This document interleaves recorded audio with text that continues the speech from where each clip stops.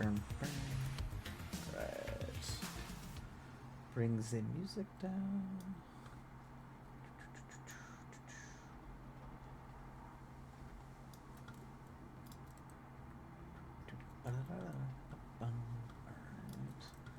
And there we are. Hello, everybody in Internet Land. Happy Wednesday. First stream of the week. Which I've been really bad about trying to do them on Tuesdays, but I always get wound up doing something on Tuesdays. Hello, Princess. And start the stream off strong. There we go. Let the world know. Let the world know you exist. There you go. Aww. There you are. Alright. Well, now that... Oh, Princess isn't done. Yep. Okay. There we go. Alright. Happy Princess. But anywho, hope everybody is doing well out in Internet lands. Wherever you find yourself. Oh man, we're starting with the 90s sitcom music today. Perfect. Perfect. Perfect vibes. You're just knocking the mic over. Okay. I know. Oh my god, child. Okay. Alright. I know. You're upset. Alright, well... Started moving everything over. Oh, there we go. Oh, it's delayed. I started moving everything over from my Scrivener / Scapple to Final Draft, because it turns out Final Draft has started to, and I didn't know they had this. It's been a long time since I had actually written a script from scratch in Final Draft, but I don't know why you're jumping that low. Let's just do 100. There, 100 works. Artemis Point, hello, welcome in. Welcome. How goes the time zone? How art thou? How is the weekend? How is life? And the words treating you? But yeah, I didn't realize that Final Draft had this, so now I'm like trying to do a more organized beat board based off of the crazy notes that I had been building in the Scapple app. So it's a new thing. I've never tried this, but I guess this is a thing Final Draft must... I'm assuming Final Draft is doing it because Scrivener and all these other writing apps had much more robust organizational tools for writing, so I assume that that's why they did it, but I'm going to go ahead and give it a shot. I do like that I can create sub outlines here, so act outlines, and then I can drop these scenes in here, so that when I'm writing, it should, in theory, break it down. So that'll be good. So hopefully, doing good. Doing good. How am I? I am doing well. It's trying. It's like what, we're 2 weeks into January now, and I'm still kind of. A lot of starts and stops trying to get back on my oh god, child. Put hot tea in my face. Okay, all right. I shall pet you while I talk. You'll just almost witness murder via cat there. But yeah, I don't know, it's just a lot of starts and stops just trying to get back on a routine, sleep schedule, workout routine, writing routine. All the goodie, I'm still in I just want to sleep in and watch movies all day. I'm doing good other than that. Yes, Final Draft. Yeah, so I have never used the beat board. I've used Final Draft, obviously. But I didn't, for years, I stopped writing in Final Draft because I was sick of Final Draft. Like, it was only ever good for post-production stuff. Like, so essentially for exporting scripts out to do post-production with. I just hated writing in it. It was clunky. It just didn't work well for me. It was also a grotesquely expensive, like just ridiculously expensive for what it was. So I was writing in Fade In for a long time, and then obviously started writing in Scrivener and I still actually do. I kind of build my workbooks in Scrivener still, but I'm giving this a shot because they've added this very like robust beat board, cork board thing that's actually I can do more with in this than I can. I can do more with this in it's like more, it's more, how do I want to say, customizable than the cork board and Scrivener, and it's kind of like an in between Scapple or what I was using for outlining and then that. So I'm just giving it a chance. I don't know if I'm gonna stick with it, but a writer mentor of mine casually recommended Final Draft. The whiplash I had when I saw the price. Yes, well, yeah, it's like this is what all Hollywood screenwriters use, and they charge it like that too. Like, it's stupid. It's what, $250, I think. Yeah, the fact that you have to pay every year is so dumb. Yeah, I mean, I'm actually not the most upset about that because I hate subscription software. Like, I hate what Adobe does, where Adobe just, it's supremely expensive. It was always really expensive to buy the Adobe Creative Suite, but they would keep like updating it and do all those sort of like updates for at least a few years. But now it's like you have to sign up. It's like $60 a month. And like if they update it and it breaks a thing, like a project you're working on, it can like mess everything up. That actually happened to me in Audition when we were doing a 5.1 sound mix on my film. It like updated in the middle and just totally screwed up everything. So I don't know. I'm like of two minds. But it is like they still charge you like $100 to upgrade. Like Final Draft 13 just dropped. And I will not be buying it unless they come out with a discount version. So, and they do discount versions sometimes.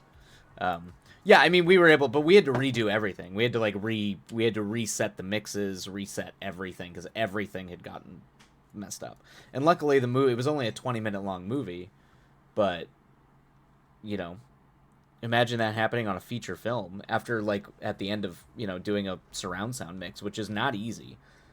It's why I refuse to do any post processing in like Audition or any like Adobe thing anymore. I just won't do it. I mean, I haven't edited in Adobe in years, but the sound guy I was working with, that's what he still worked in Audition. But I'm not doing that ever again.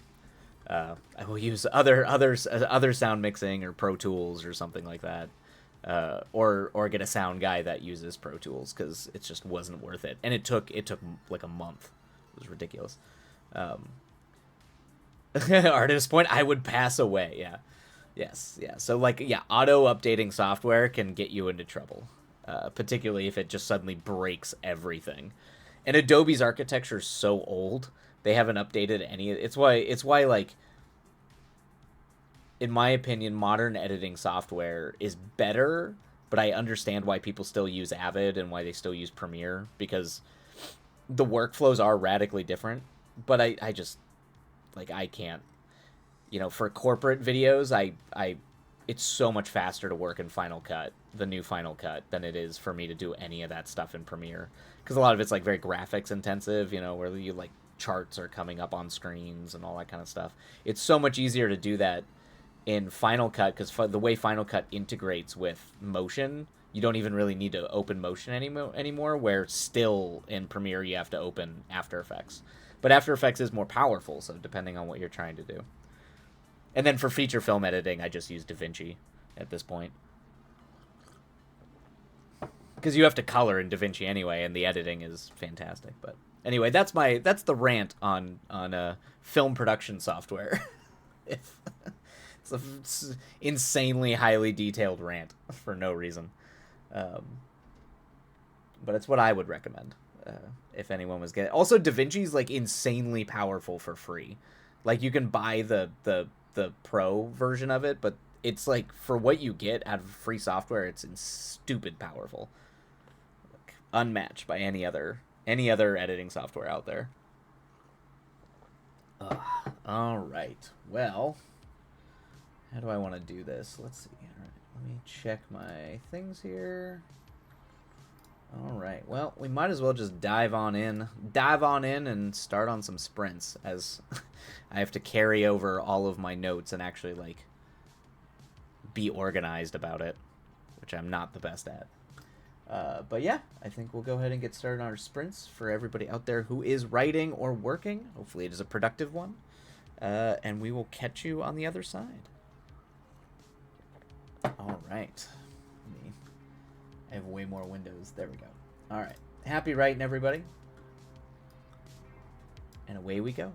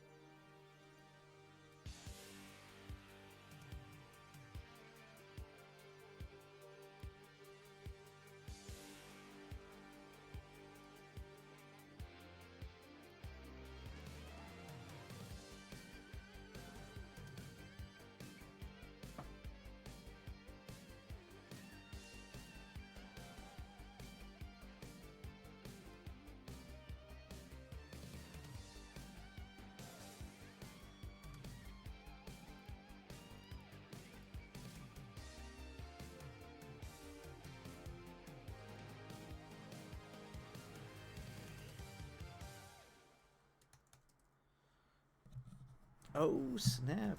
Oriem just rated with a viewer count of 2. Welcome in, Oriem. Welcome in. How was your stream? How did everything go? Welcome, welcome, welcome. Adorable. Element hype, hype. Welcome, welcome, welcome. Let me give you a shout out. Woot woot. Let me. Hey, Element Heads. How goes it?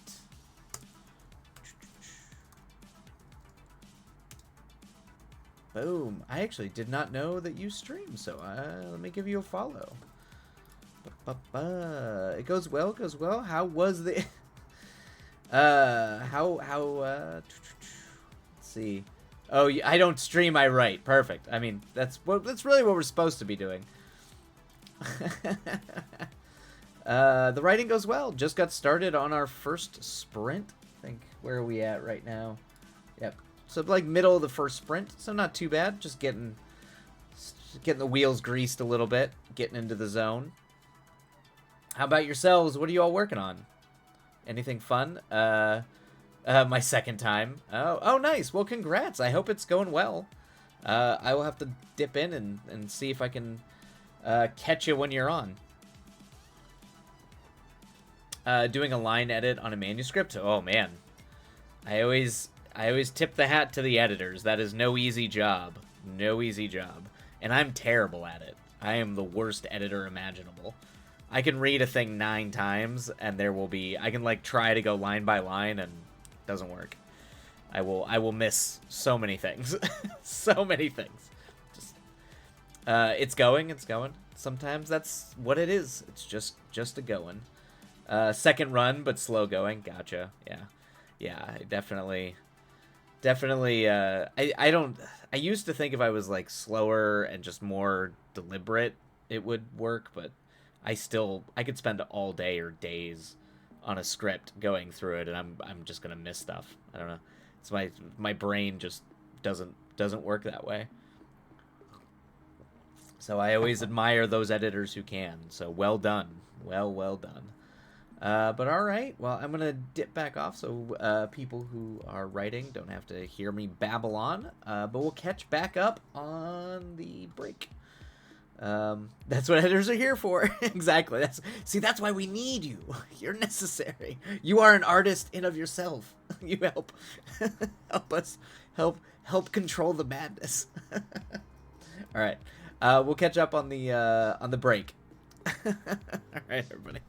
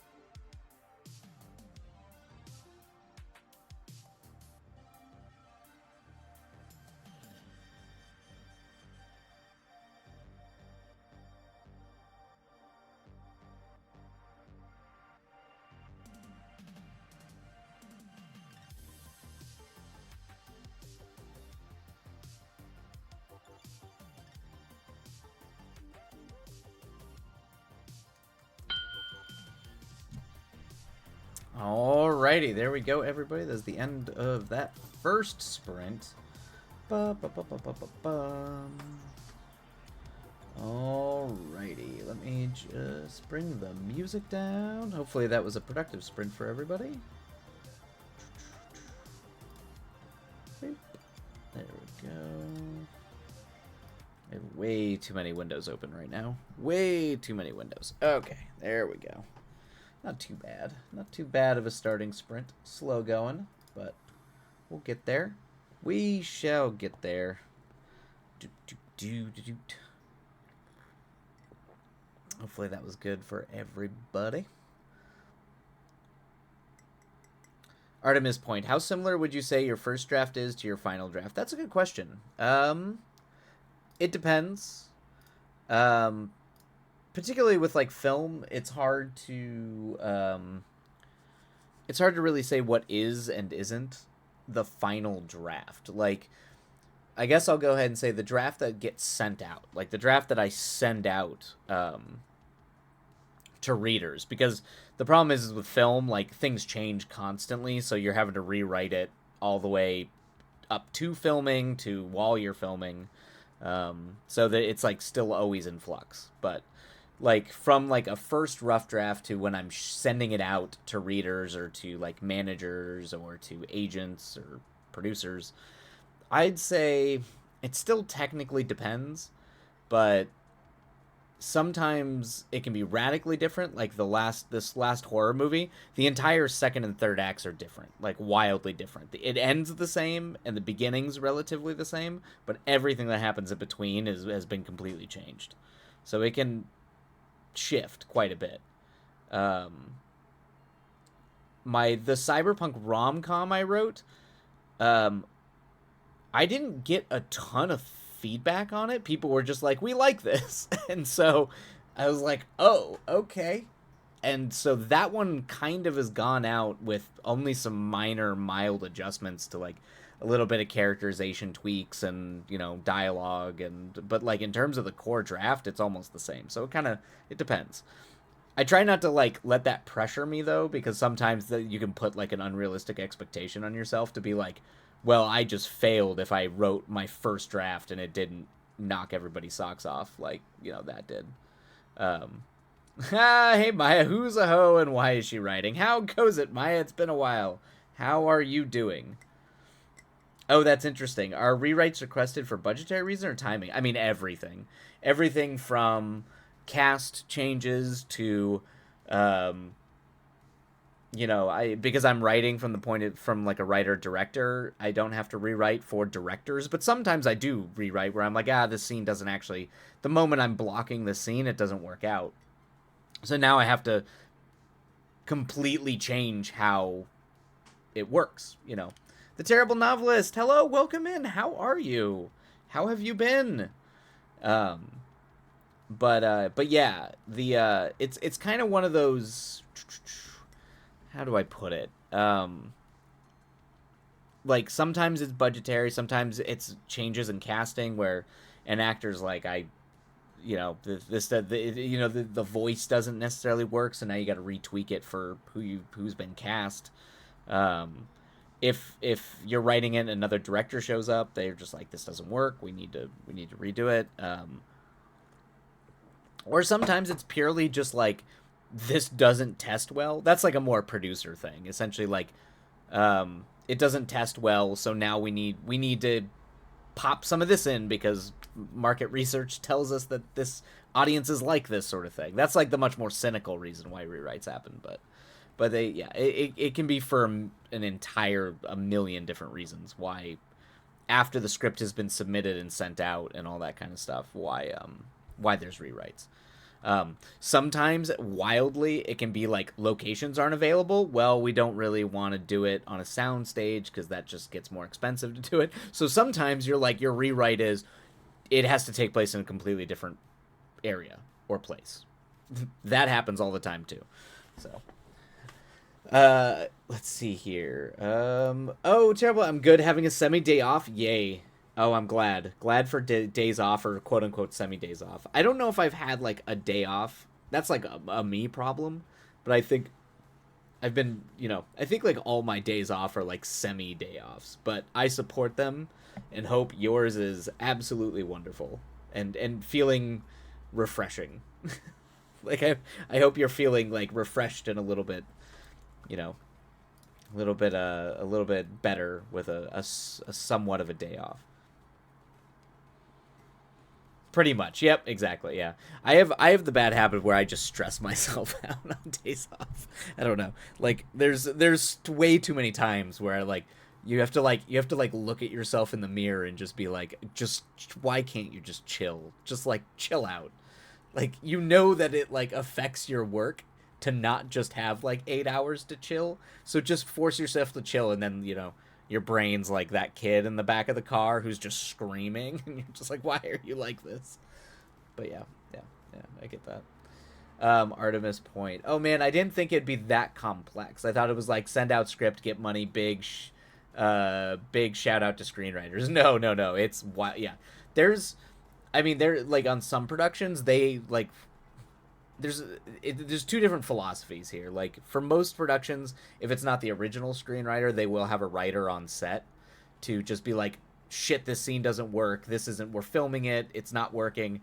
And they just turn to the writer and they're like, we need you to rewrite this like right now. And there's writers that do that. That happens a lot on like television too. More on television, I think, than features, but it's pretty common on features as well, where you have an on-set writer. Um, for like the more quote unquote, I hate the term, like quote unquote auteur people, that doesn't happen quite as much.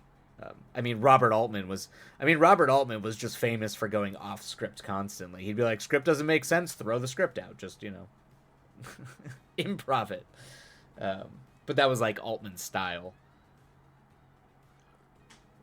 It's not always the case that happens, but yeah. So I don't know. I do obviously you go into a script or go into writing where you don't want to do is you want to get it right the first time, naturally.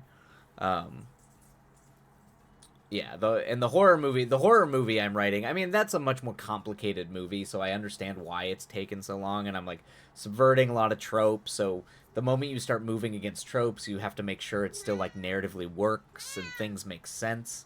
So that can kind of be like a struggle, but it's definitely one of those like, I don't know, it's rough.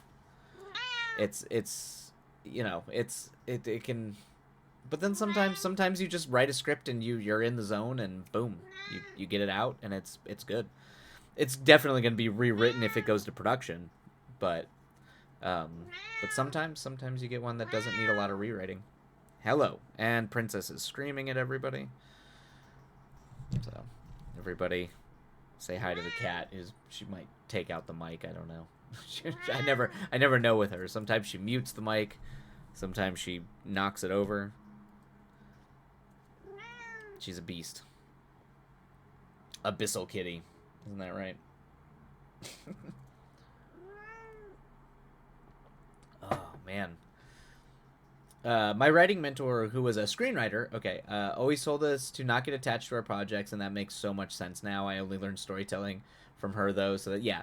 It's like, I think a lot of screenwriters come at it from the point of view of a playwright, where when you write a play, that's kind of the way theater is. There's a sort of like sense of, your playwriting is a whole different thing, but it is taken much more like the word of God when you're doing a playwright, because everybody has their own take on. It's kind of like a sheet of music. They treat plays that way too, where you have the conductor or this director's interpretation or extrapolation of the play, um, and that's where like the creative craft comes in. But you don't mess with the play, like the actual words on the page. You don't mess with screenwriting and filmmaking.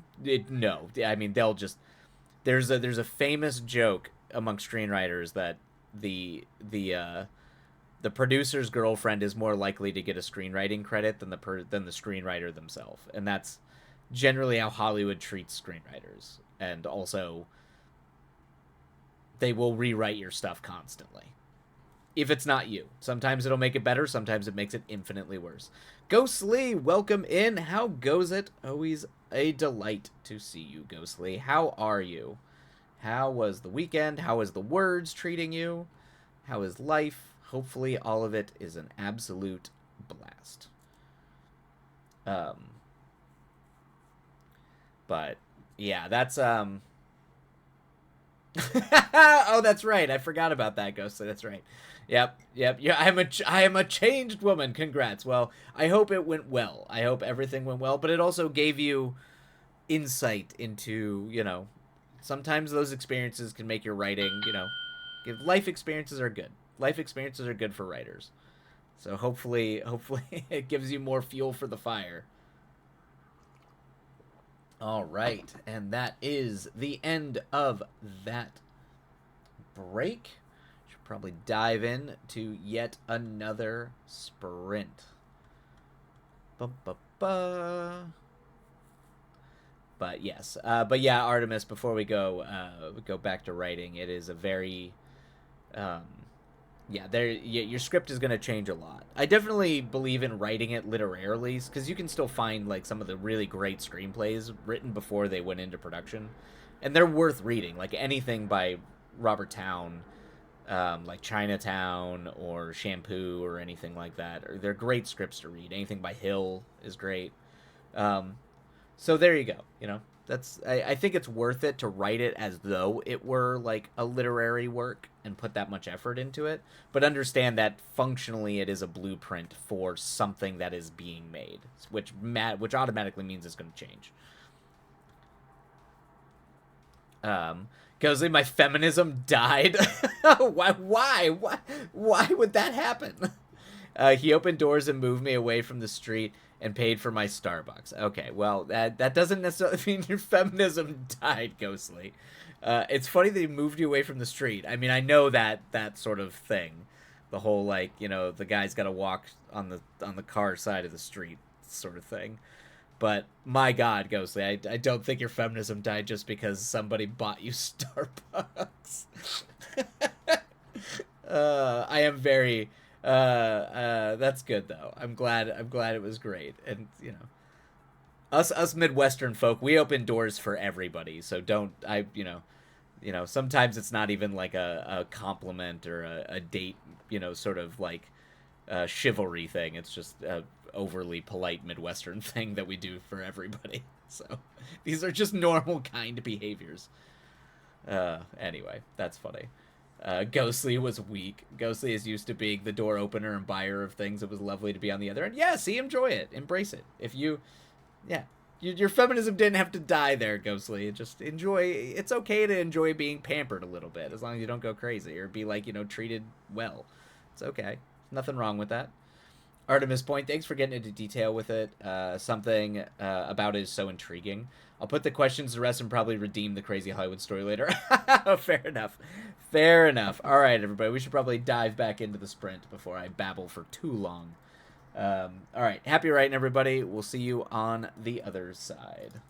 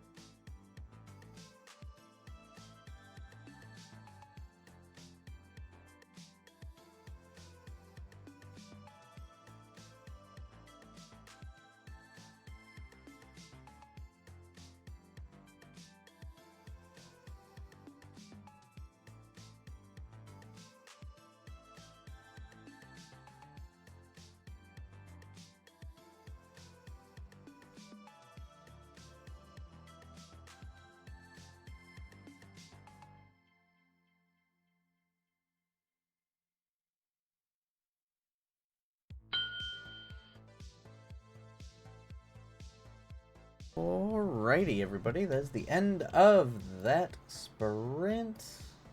Let me bring the music down. Hopefully it was productive. Wow! did it? Was that a great sprint for you, Ghostly? Did you rain fire down upon the writer's block gods and bring forth the power of words? Ghostly, oh no, I did nothing. I did absolutely nothing. Well, just casting flames, I guess, for the whole sprint. Hey, sometimes some sprints just nothing happens. That's okay. There's nothing.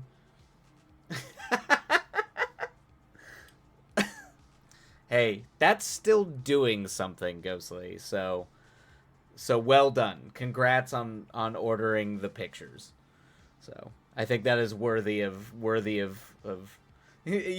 helping the economy. Hey, the kids are asleep. How are you? How goes the life, the games, the words? And if the kids are in fact asleep, it's probably a little early for the kids to actually be asleep. So I imagine still handling all that.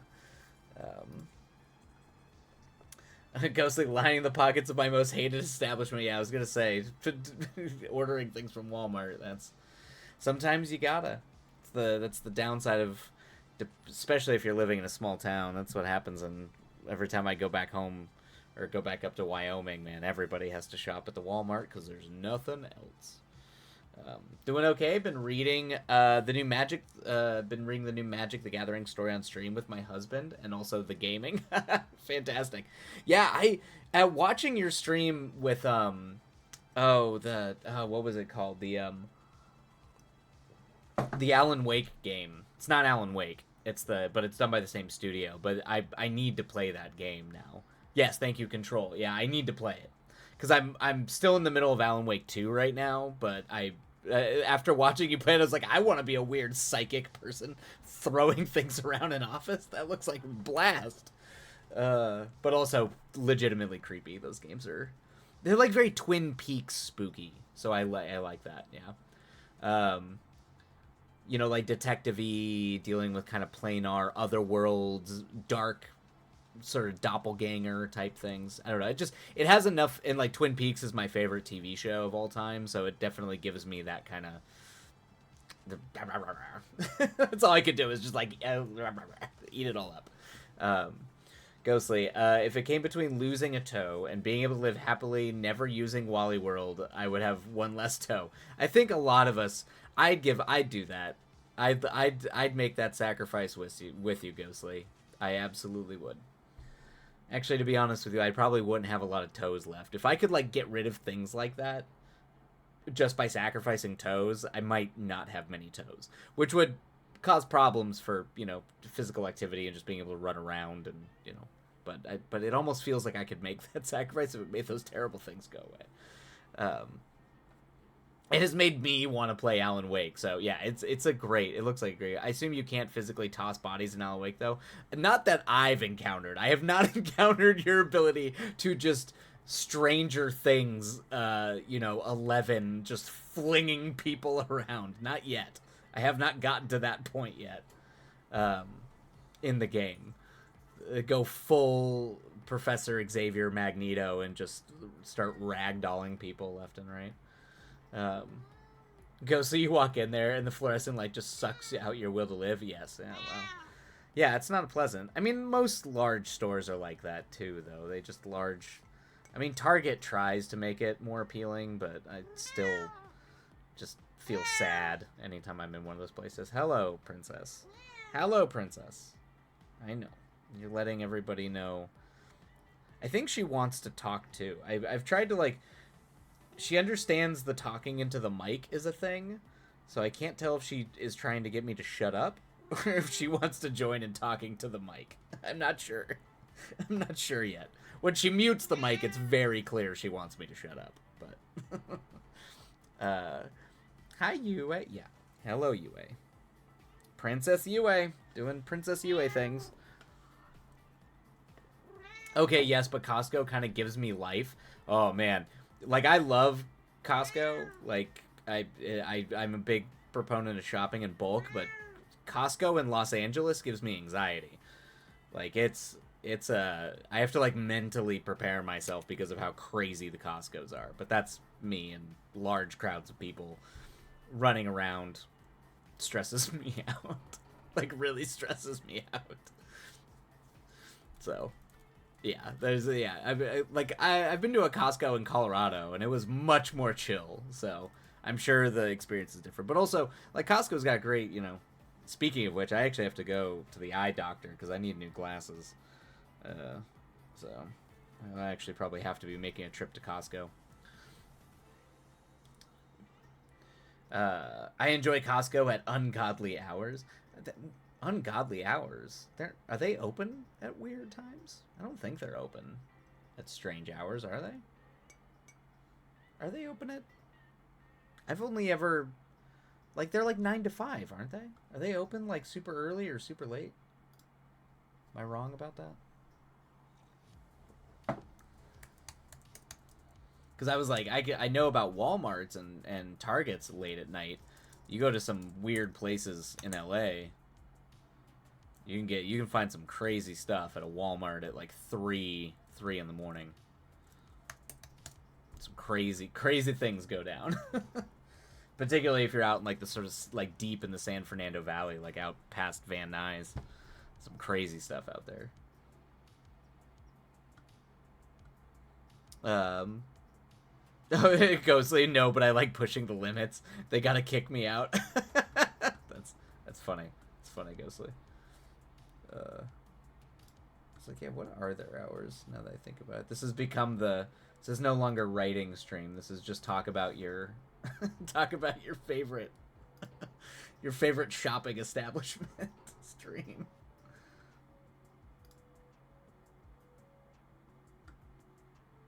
Oh shit. Okay. I mean, they're open until 8:30. Okay. I guess I just never go there that late. All right. Bum bum bum. Oh man. All right. Ghostly Yum Harbor Freight. Harbor Freight. Oh no, Ghostly, you sound like my father. That's my dad was a big Harbor Freight guy. Just because, you know, tools, mechanic stuff. Yeah, Tractor Supply, that's all you need, yeah. Harbor Freight and Ace Hardware, man. I spent a lot of my youth going to Ace Hardware and Harbor Freight. As well as oh, what is the name of that automotive store? AutoZone. Yeah.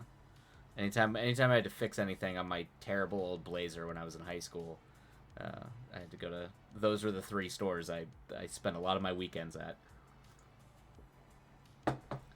Of course, you know, did not want to be a mechanic. That was not a thing that I had any interest in being in my childhood. But my father was adamant about it. You can eat air fritters, right? I don't think so, Ghostly.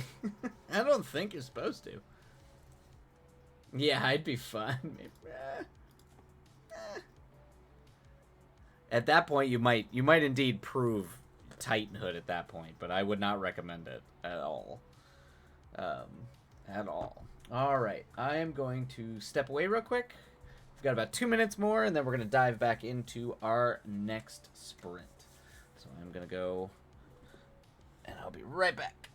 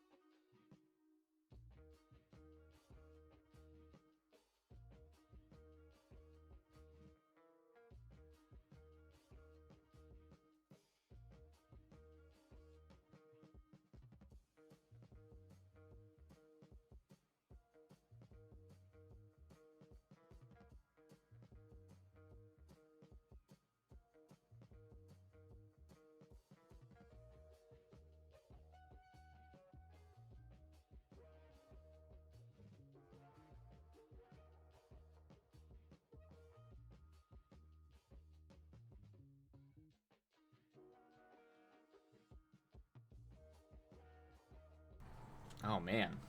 She's back just in time. Perfect. Alright, what do we got here? Who am I kidding? I photosynthesize light and water. That's all I need. I was like, yeah, right. Yeah. You have said that in the past that you're just a plant.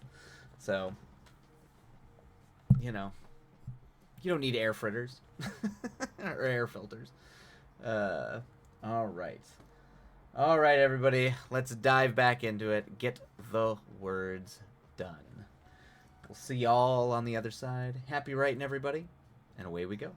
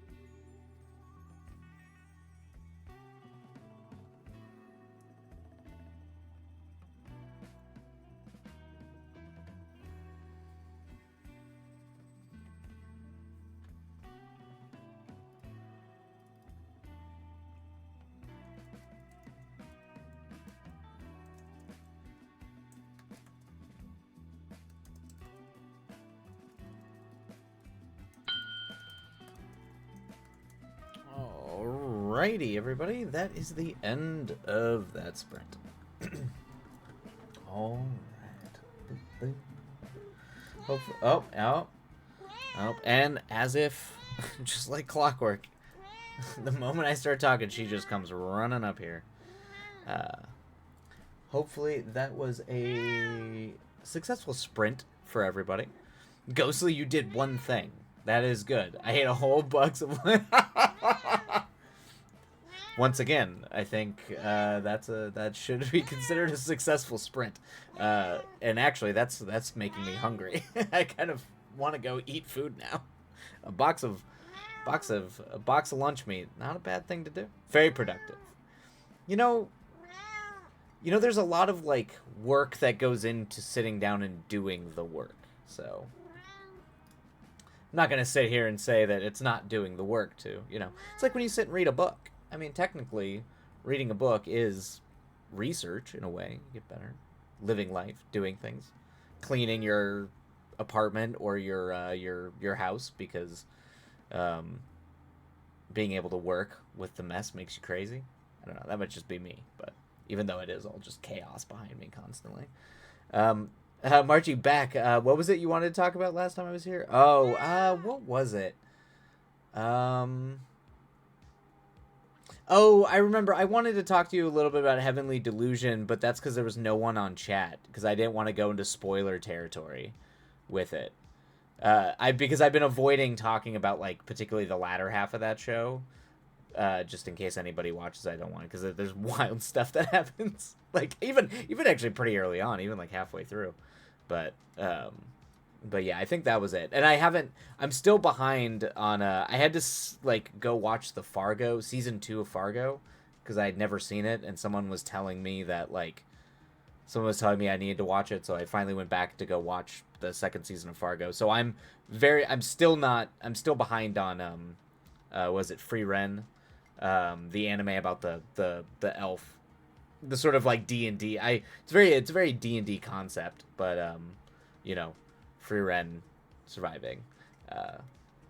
I think I wanted to talk to you about Heavenly Delusion. I think that's what it was. Oriam, everyone dies. The cast changes. Oh yeah, I don't think anyone here is watching Heavenly Delusion. Well, I mean that might be true. I don't know, because some people just watch and aren't chatting. So I don't want to. That's my only fear, is people having things ruined for them that they do not want ruined, particularly for something like that, because something like that is absolutely it's a really good show. I mean, if you're not watching it, you should absolutely watch it. It's an anime that I feel like I can recommend to people who aren't just like diehard anime people. I mean, it still gets a little anime, but there's some body swappy kind of psychological stuff going on there that's pretty good. We talking anime? Yeah. This would be an anime that is pretty recent. It's on I know it's on Hulu. I don't know if it's on any of the other anime streaming services. The fucking King of Hotel. Oh yes, that is that is a wild. I did love that. Might actually be my favorite just standalone episode moment. That's like that was pretty good. Definitely subverted the usual anime nonsense. I will give it a lot of props for the, like, subverting a little bit of the sort of like thirsty boy, anime nonsense. It like actually like it flipped the script a little bit on that, which I did appreciate. And I actually probably, knowing me and the kind of stories I like, I could have absolutely watched. I would watch a show about particularly that girl and that entire, like, just that hotel, well, the guy up until the end of the episode, but like watch about particularly the girl there and like where she came from and the life she's living. Like, that to me, like, there's something more interesting about a sort of, and that's why I like certain slice of life anime. But anyway, yeah, I liked it. It makes him seem normal, to be honest. He knew he couldn't explain the situation. I mean, yeah, that was funny. Yeah. There was a charm there. But yeah. But for everybody else out there, I know we're talking the ads. Don't want to bore everybody. Let's see what we got here. that is let's see. What else is there? I watched a movie last night called Day Trippers. If anyone is interested in like old 90s New York comedy, indie comedies, I highly recommend it. If that's to anyone's taste. Trying to do these very like slice of life, like no stakes movies because that's what I'm trying to write here. So I'm trying to like focus specifically on quote unquote hangout movies or just like one wild day movies. I'll probably do. I know I'm gonna do Ozu's The Only Son tonight, but I think tomorrow or I'll do After Hours, which you haven't seen. After Hours, it's a classic Martin Scorsese movie about a one. It's one of those one wild night movies, but I highly recommend it for anybody out there who's looking for a one wild night movie.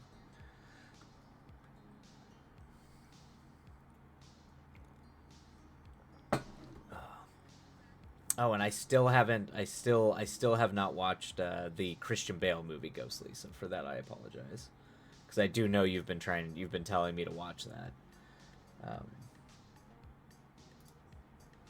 because it has Edgar Allan Poe in it too, apparently. So it looks good. What is that called?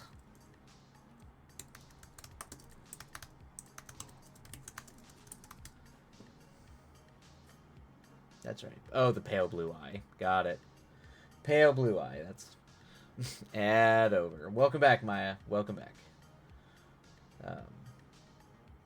Yeah, I mean, yeah, the sort of comedy shenanigans around that scene is funny. Ghostly, I heard I was saying I hadn't watched it yet, Ghostly. But I will get to it. I have not watched it yet. I promise I will. I know. I'm doing too many research. I'm watching like slice of life movies, hangout movies because of the script I'm writing. But I will get there. I will take a break and I will get there. I promise. Okay, so you're about to do your last bout of major editing before you submit it to agents. Fantastic, Maya. I can't wait. That's going to be huge. But good luck on that. Editing is no easy task.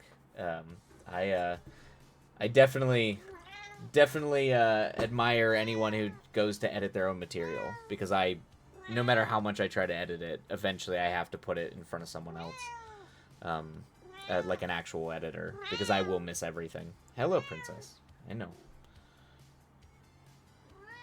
But congrats, Maya. That's a big deal. I'm very excited to hear about when you start submitting it out. In the meantime, I'm starting a second project for fun and need an opinion on which one I should do. Okay. All right. What are the options, Maya? What are the two that are kind of vying for priority in your head? I know. Oh my goodness. Hello. Fussy lady.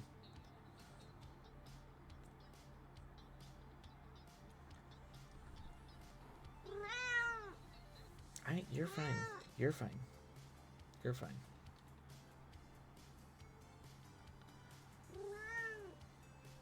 I swear it's funny too, because when she comes in and she like really really wants something, I usually think it's pets, and then it's not pets. I think she just wants food, but she tears in here and then just like crawls up my leg. Just like, this is what I get. This is what I get for grumpy old lady cat. You are like the sweetest lap cat in the world, but boy, you are grumpy any other time of day.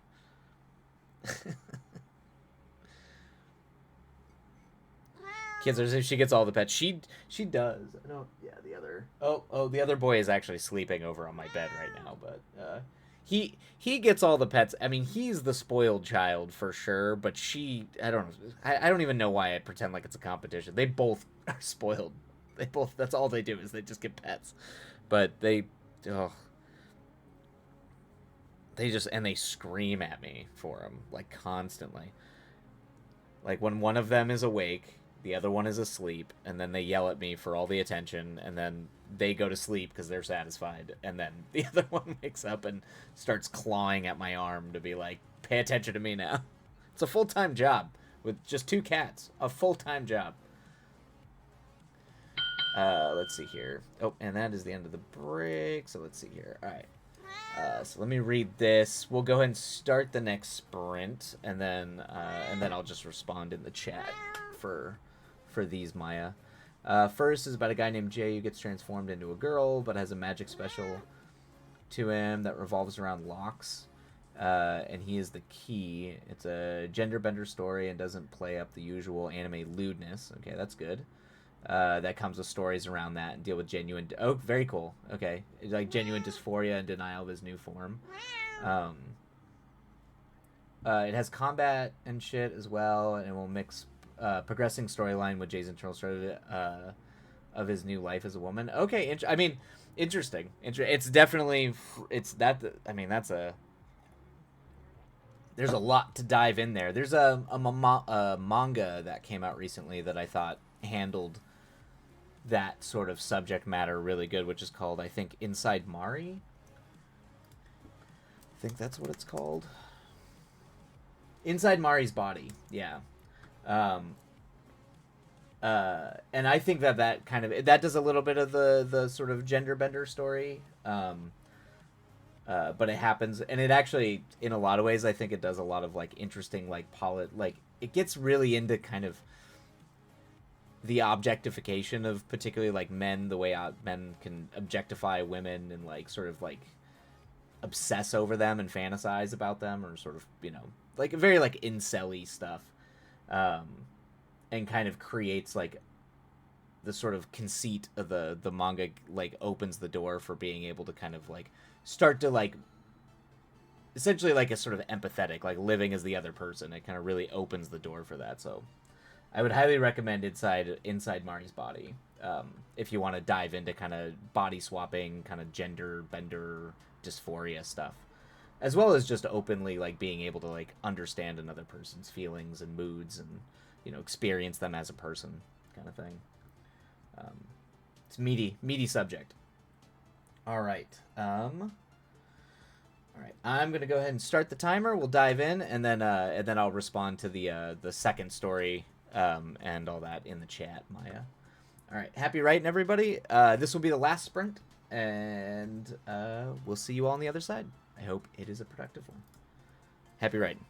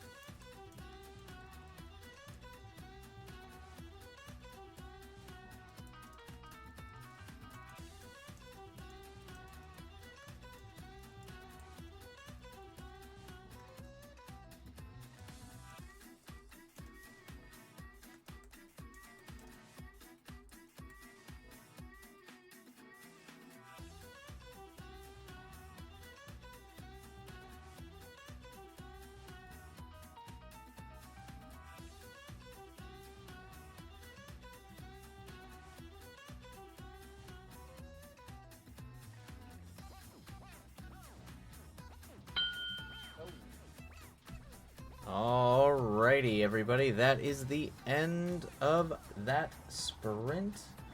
And the final sprint of the eve. Alright, well, hopefully that was somewhat productive, or productive enough for everybody. Sometimes you win, sometimes you lose. It was okay. Still trying to get into the flow of things, but alright, well, I think that's gonna do it for me this evening. For everyone, I'll be back at the normal time, like 4 p.m. Pacific, starting tomorrow, and I'll stream till the usual, like 7:30. I just had to stream earlier today.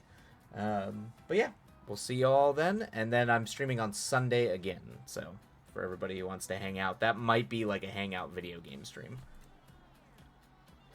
But in the meantime, I think we'll just go ahead and raid.